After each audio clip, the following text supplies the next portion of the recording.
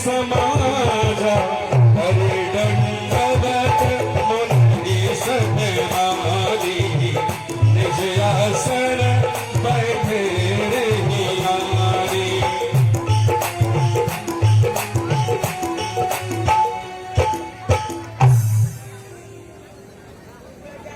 महाराजा दशरथ की जय, महाराजा दशरथ की, महाराजा दशरथ की।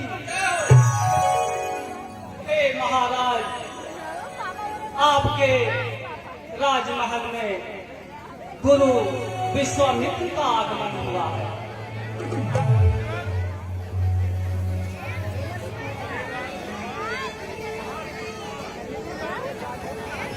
हाँ महाराज, कहिए महाराज।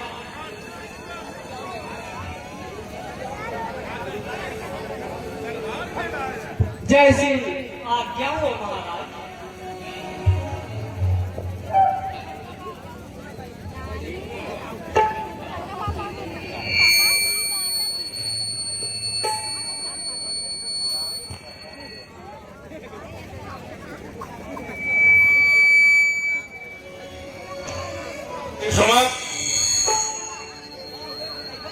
महाराज विश्वामित्र को आदर सहित दरबार में लाया जाए। जैसी आज्ञा हो महाराज।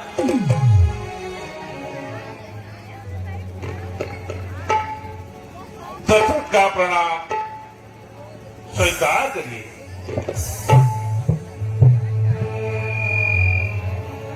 मुनिराज आसन ग्रहण लीजिए।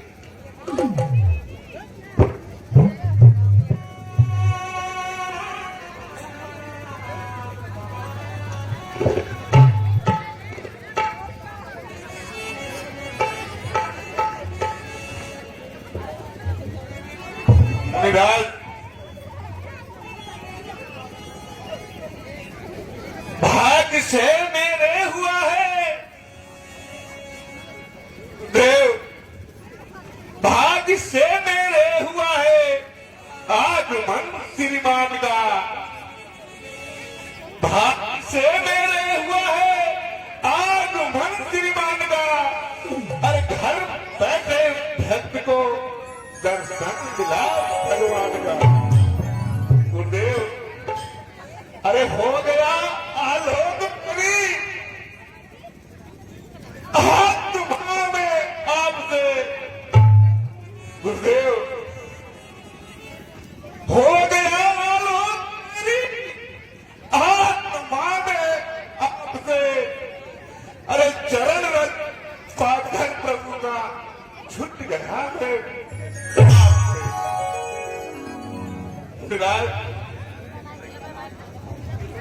हर बड़ा तैयार हो, सेवक तो आज्ञा दीजिए। हो जरूरत आपको जिस वक्त को सो लीजिए।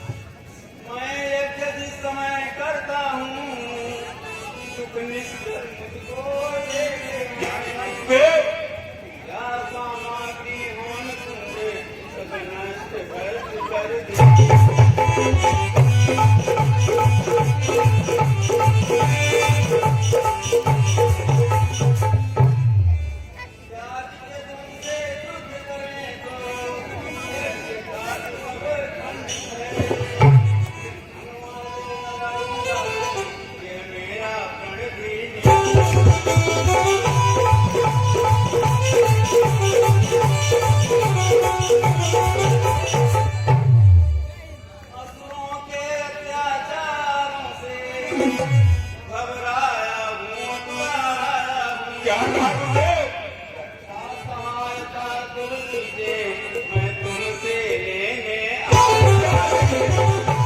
आया।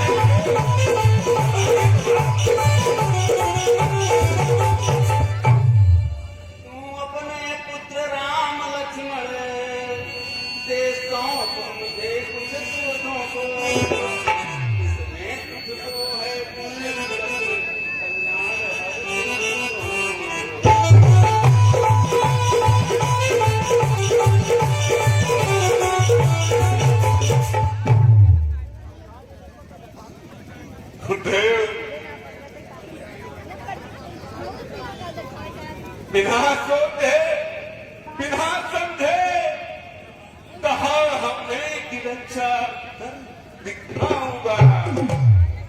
यशोदा भी नहीं जरा कि उनकी आग दिखाऊंगा। धर्म संकट महाभारी प्रतिज्ञा भ्रष्ट हो जाऊं तो फिर याचक के सामने कौन सा उपास दिखला।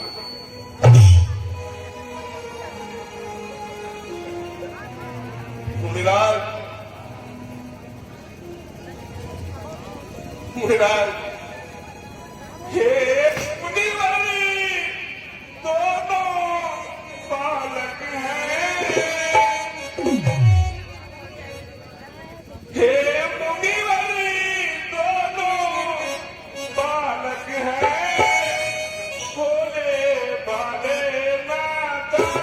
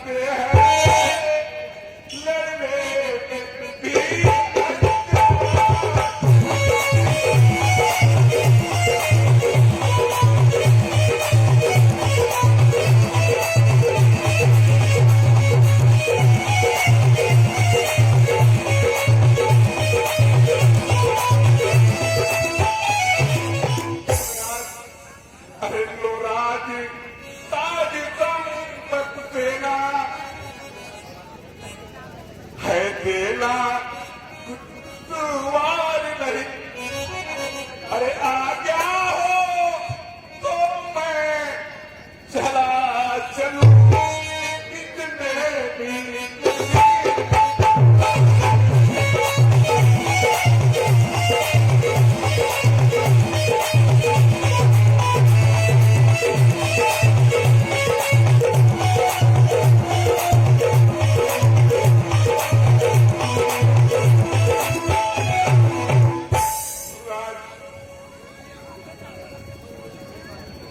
स्वामी सभी समर्पण है। मुराद हे स्वामी सभी समर्पण है। जितने साधन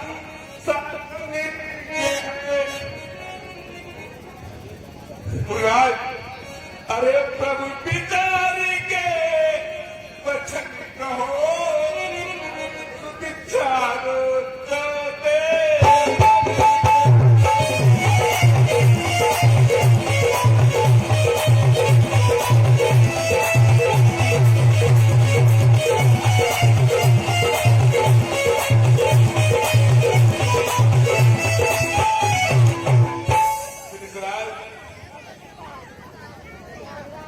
वैसे तो चारों ही मेरी हाथों के तारे हैं। अरे लेकिन श्री राम लखन प्राणों से ज्यादा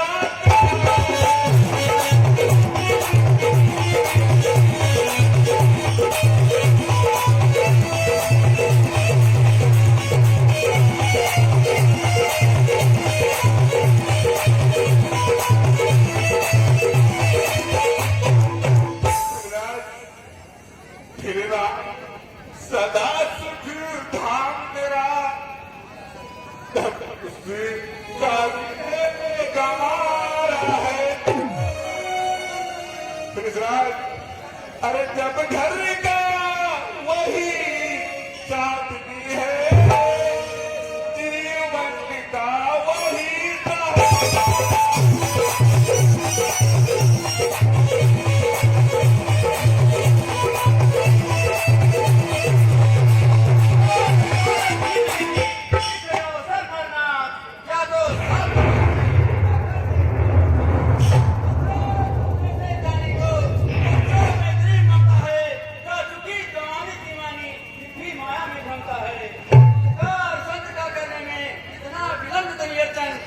मुझको उनको देने में इतनी बातें इतनी यार सुनने कहता तो दे दे छोड़ कर वाहन शंकर से विनती करता जाता उनका भी आसन जो तुमसे ये बिछा मुझको बड़ा संताप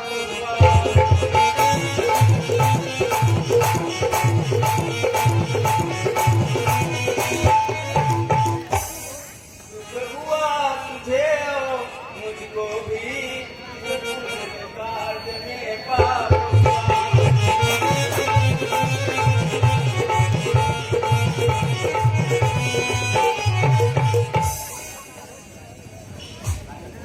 हे राजा, कहिए गुरुदेव। यह योगी राज कहाते हैं,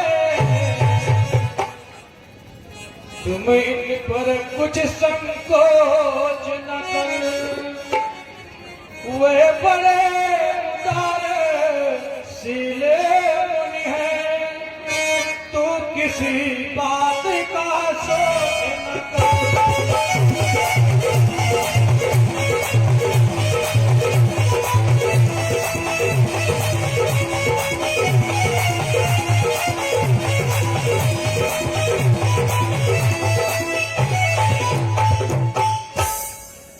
यह तेरे युगल कुमारों को रण विद्या धर्म सिखाएंगे, हर चंद चंद वहाँ होकर वो प्रेम सहित घर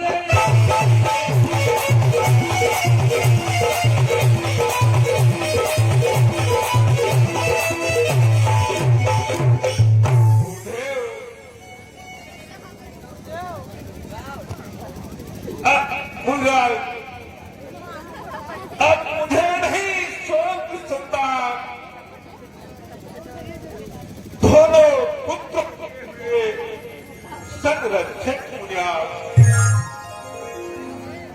मंत्री सुमन, कहिए महाराज। राम और लक्ष्मण को धनुष बाण के साथ दरबार में लाया जाए। जैसी आज्ञा हो महाराज।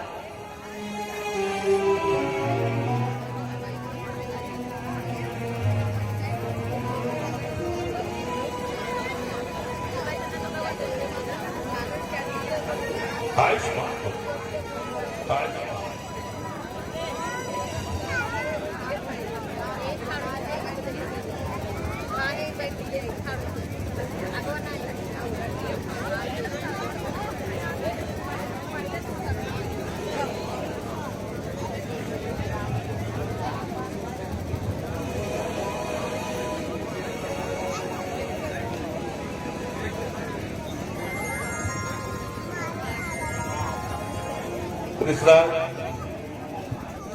लो हाथ में इनका हाथ ना,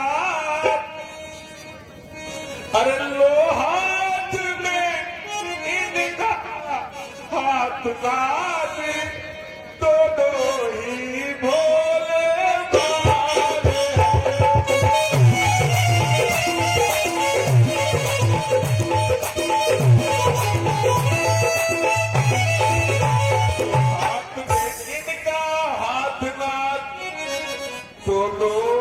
भोले ही पार है। मुराद, अरे यहाँ फिकिरा याद रहे भगवान, मेरी ना देंगे पार।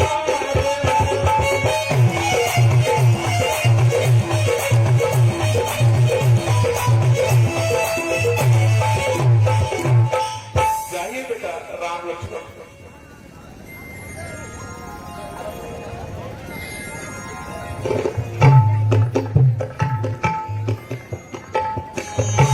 चले जात मुझे देखे दिखाई, सुने तारका क्रोध कर भाई। ये दृश्य आप सभी लोगों के सामने अभी कुछ ही देर में प्रस्तुत होने जा रहा है।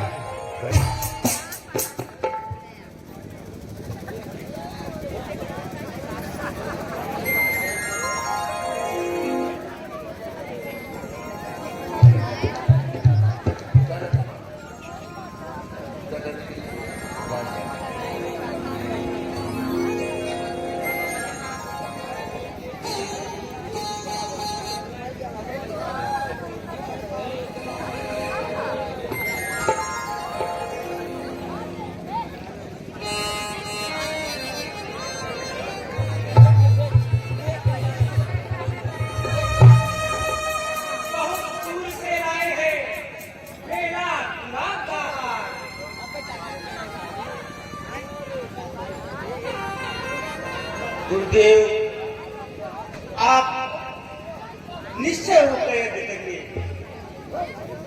और हम लोग पहरेदारी करेंगे। आज अगर कोई राक्षसी आता है तो वो तुरंत मारा जाएगा।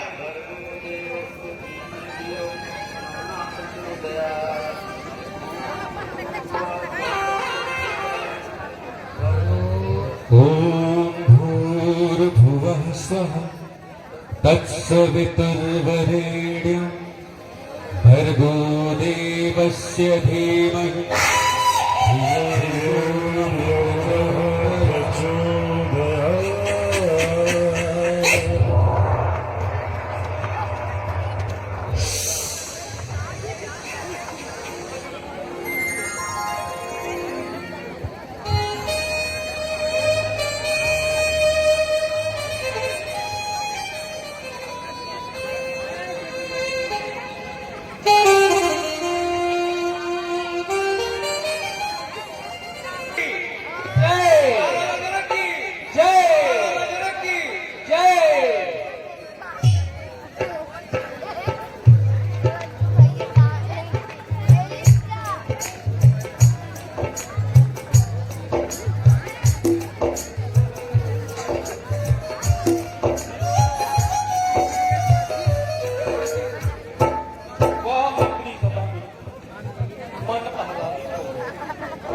मन प्रसन्न हो गया। प्रसन्नता से हृदय हो गया। आज का दिव्य दरबार देखकर मन बहुत प्रसन्न हुआ। मंत्री सदानंद हमारे जनकपुर राज्य का क्या समाचार है?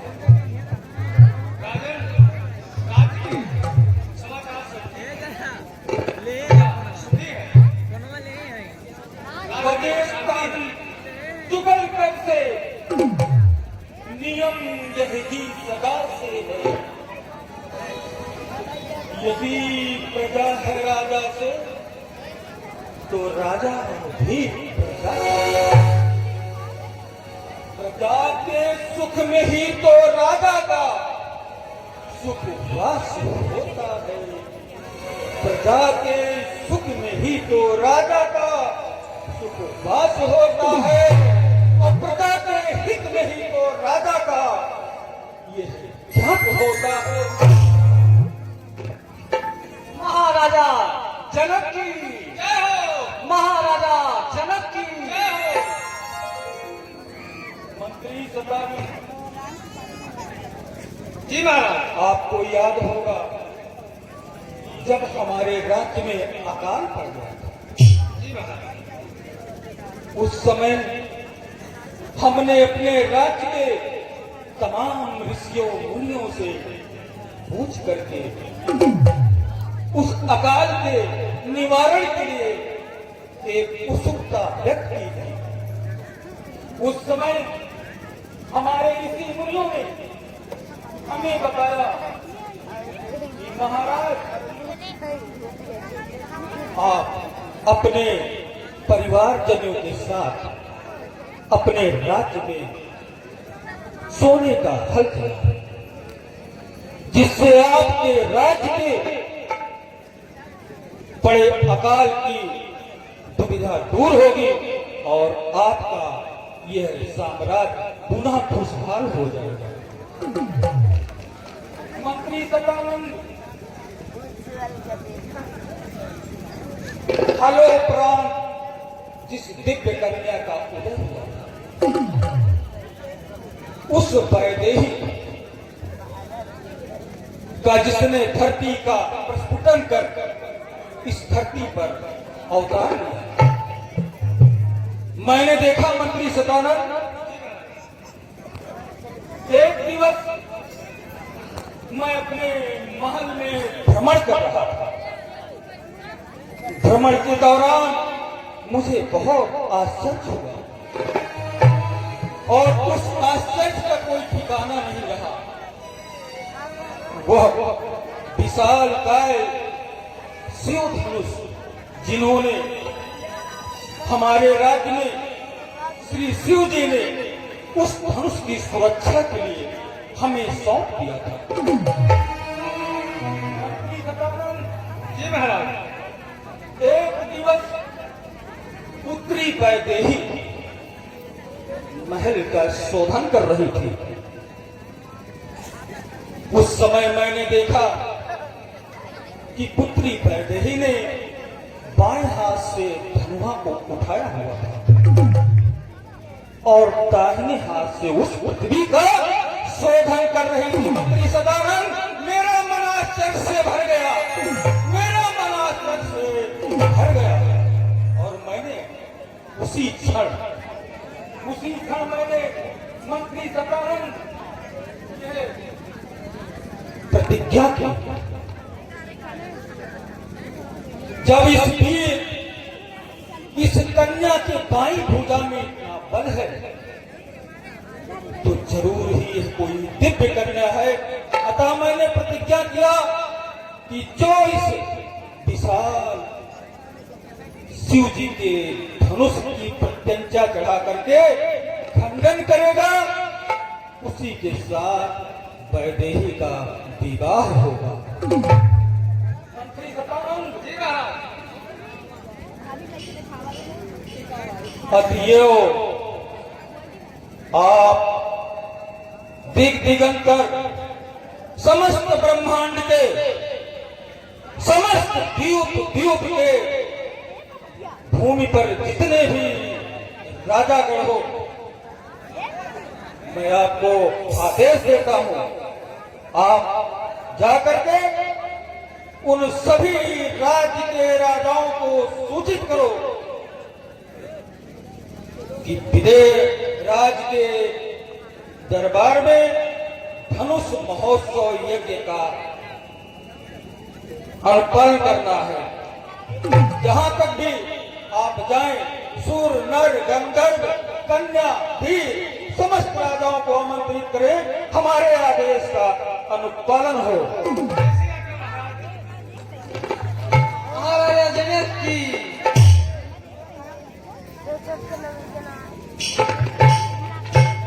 ये दृश्य अच्छा लगा हो तो एक बार मैं पुनः आप सभी लोगों से जोरदार तालियों की गुजारिश करता हूं। ऐसे ही आप सभी लोग करतल ध्वनि के साथ इन कलाकारों का उत्साहवर्धन करते रहें, जिससे कि और भी सुंदर और भी विशाल और भी बेहतरीन सुसज्जित रूप से इस लीला को आगे बढ़ाया जा सके।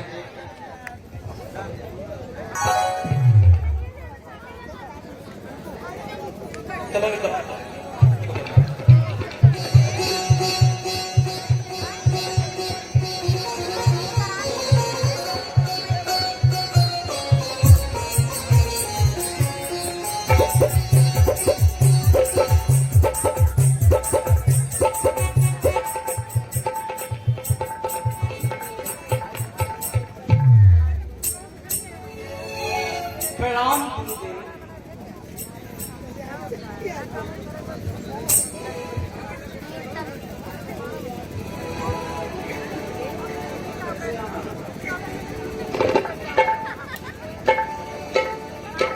हे मुनिराज, महाराजा जनक जी ने आपके पास सीता स्वयंवर का संदेश भिजवाया है।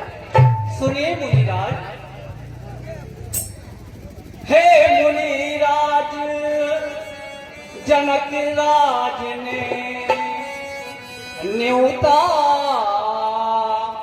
एक पठाया है,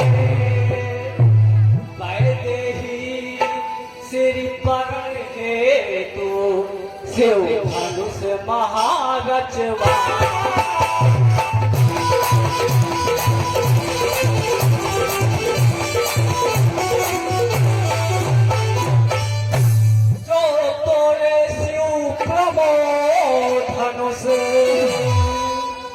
वैदेही को वह पाएगा जो झूठा गाल बजाएगा, वह अपनी हंसी करा।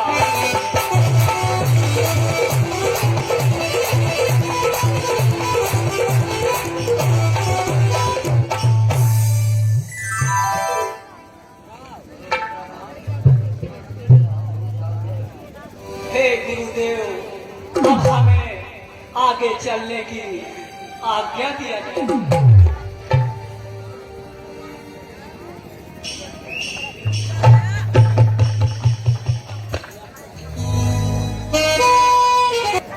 गुरुदेव, 6 महीने के रास्ते से या 12 महीने के रास्ते चलना है, इसमें अंतर क्या है?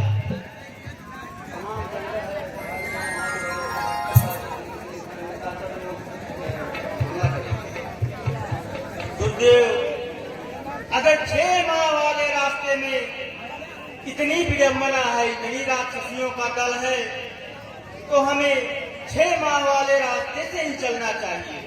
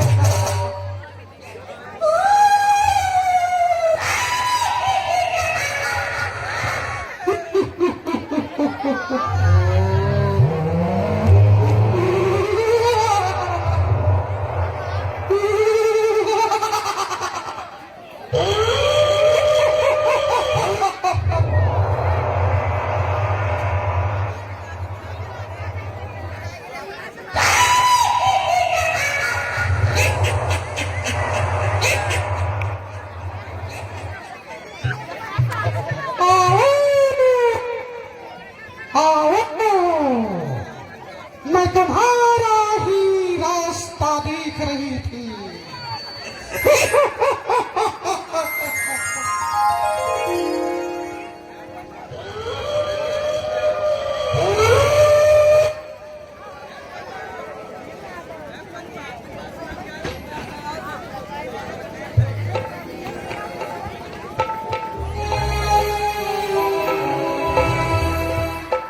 लक्ष्मण, शायद राक्षसियों का दल हमारे समीप आ रहा है, इसलिए हमें सावधान होकर चलना होगा। ऐसी आज्ञा हो भैया।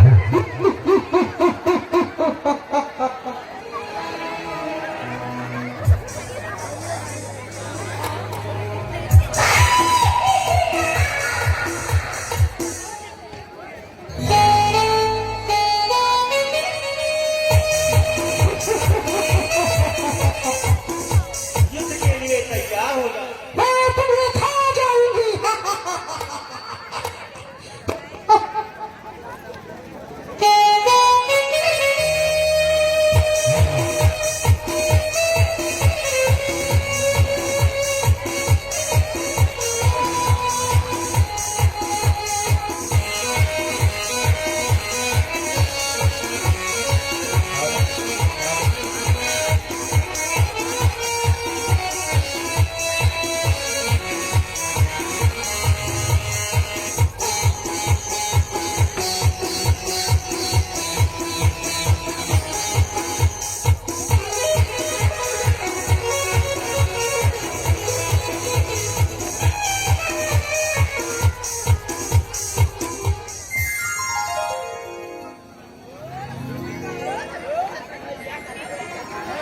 तारका मायावी है और वो अपने माया बल का अब यहाँ पर प्रयोग कर रही है और एक बार पुनः वो श्री राम के सम्मुख जा रही है।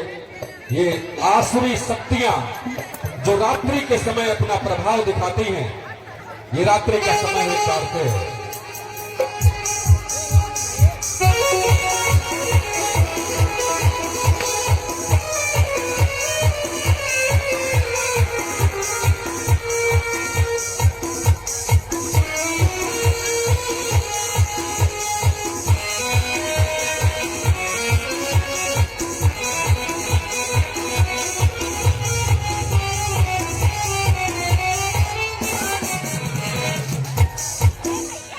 बोलो श्री रामचंद्र की जय हो।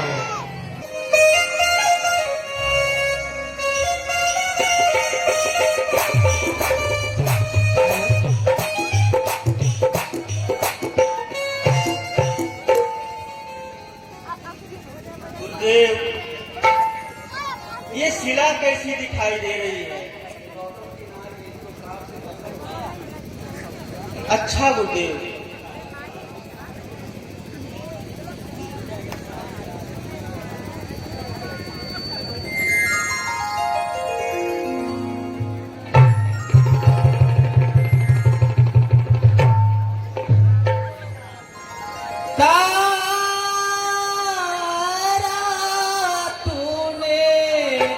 पतित अनेका